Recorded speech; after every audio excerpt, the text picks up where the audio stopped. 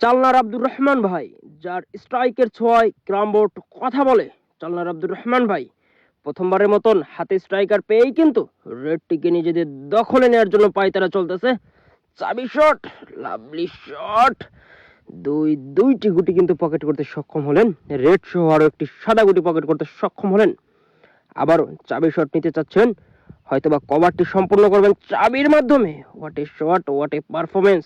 আবারও দুইটি গুটি এক মারে দুইটি গুটি করে নিচ্ছেন। আবারও হয়তোবা এক মারে দুইটি গুটি নিতে চাচ্ছেন। শুধু শুধু আর বলি না, আব্দুর রহমান ভাইয়ের স্ট্রাইকের সোয়ায় ক্রামবোর্ড কথা বলে।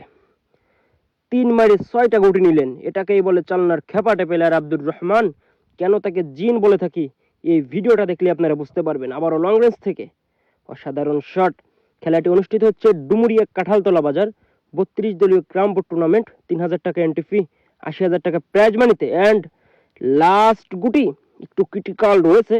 তারপর রহমান ভাই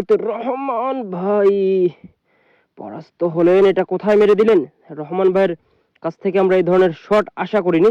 বোটে অনেকটা নামা বাসা ছিল হয়তোবা, না হলে রহমান ভাইয়ের কাছ থেকে এই ধরনের শট কখনোই মিস হয় না। স্ট্রাইকার খুলনার স্মার্ট বয় রাকিব হাসানের কাছে চমৎকারভাবে একটি বেজের গুটি পকেট করলেন। আবারও লং রেঞ্জ থেকে প্রতিপক্ষের ভিট গেছে কাও কর্নার দিয়ে খেলার চেষ্টা। Lovely shot, excellent shot.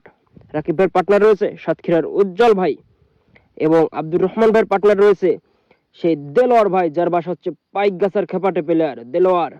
বয়স একটু বেশি হলেও তার খেলার ঝলক কিন্তু 100-100। আবারও লং রেঞ্জ থেকে একসাথে দুইটি গুটি মারি নিতে চাচ্ছেন খুলনার স্মার্ট বয় রাকিব হাসান।